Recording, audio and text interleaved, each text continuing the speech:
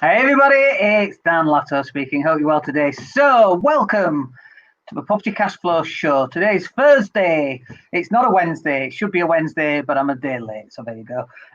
So, welcome to the Property Cash Flow Show. My name's Dan Latto. I'm your host. We're going to talk about investing in buy-to-let property in this session. We're going to talk about how much money it actually costs to get started. We'll run through some figures. We'll give you some examples. Let's look at some returns. Why not?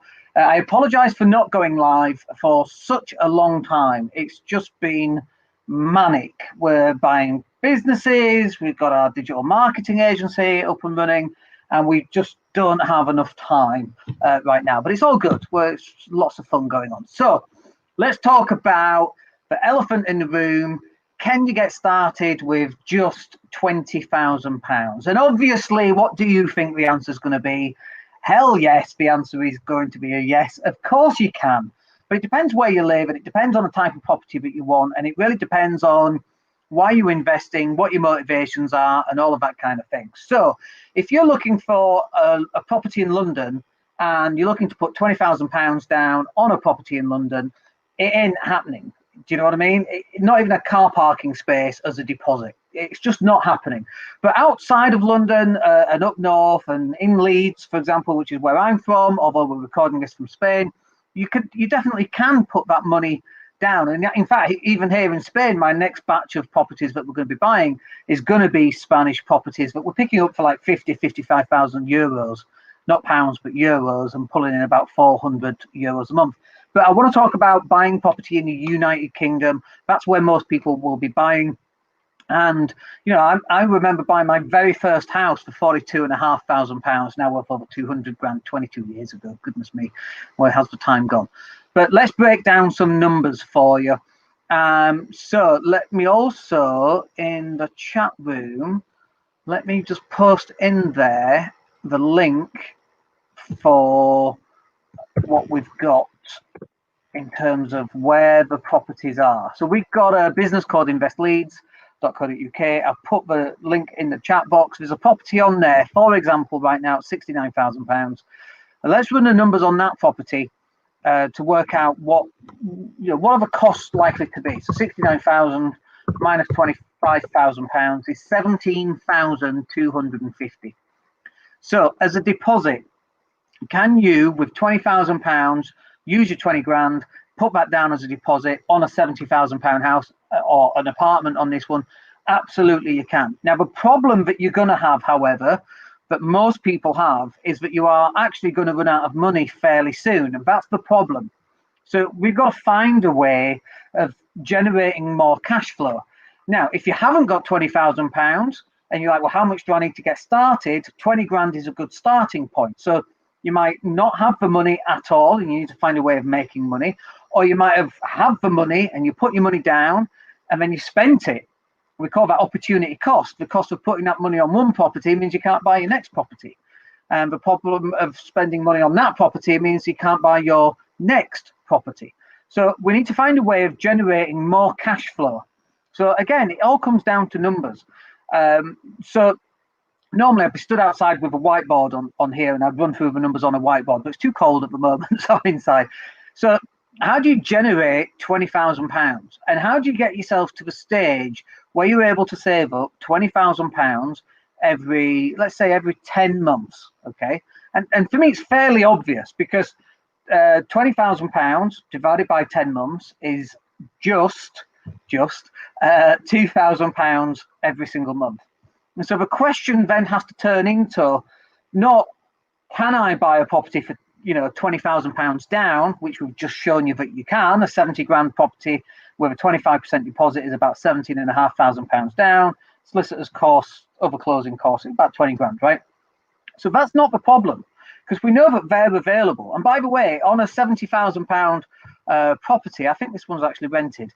On a 70 grand property, you're going to pull in £460 a month. So 460 times 12, £460 times 12 is 5,520 divided by 69,000 is 0.8. So that's an 8% yield. That's pretty good, by the way. So that's not the problem. The problem is, how do you find the deposits for these £20,000? And the way that you've got to solve that is you've got to break it down, like I say, into 20 grand divided by 10 months is £2,000 a month. Now the question turns into, how can I make £2,000 a month on a side hustle? So it could be that you take on coaching clients and you charge £200 a month. Forget about what you're coaching for now. It could be anything. But £200 a month times 10 clients, now you're making £2,000 a month. And obviously there's tax issues and all of that kind of thing that you need to cover. But in principle, and this is really the bit that we're trying to get to here, that is one method of generating enough money to put down into deposit so that every 10 months you can buy another buy-to-let property. And for some people that sounds too slow. But think about this. You know, I've been in property for 22 years. If I bought one property every year for the last 22 years, I'd have 22 properties. That's a decent portfolio.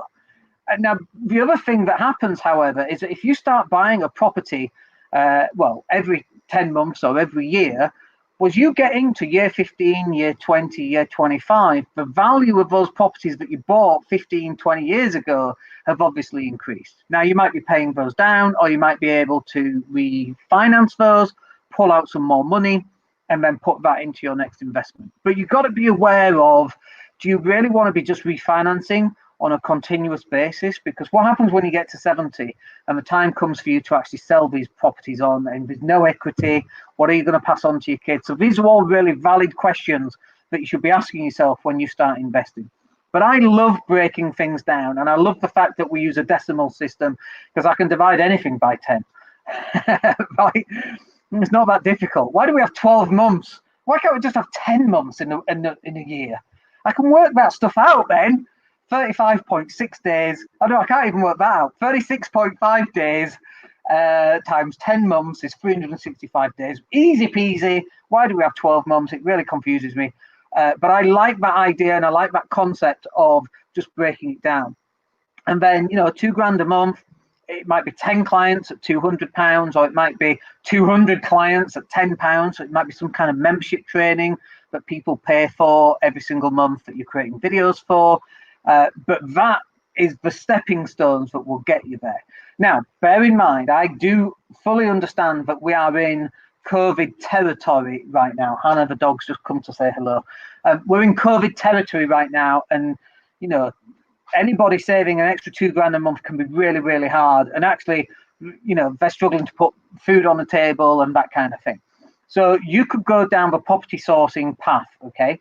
So if you started property sourcing, you could sell a deal a month for £2,000, and that's a valid way of generating cash flow as well. But property sourcing, again, isn't easy. It takes time. You've got to get compliant, but it's a stepping stone for you to get to where you want to get to. And this is the bit that I need you to understand.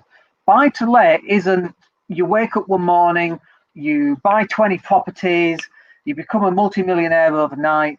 Even doing things like property sourcing, you don't wake up one morning, I'm going to be a property sourcer, and 3 months in, you know, a deal a month, 2 deals a month, 3 deals a month. I mean, right now we have got we just had a deal fall through actually, but right now we've got we had a deal complete, a deal fall through, and we've got another 8 going through at the moment currently.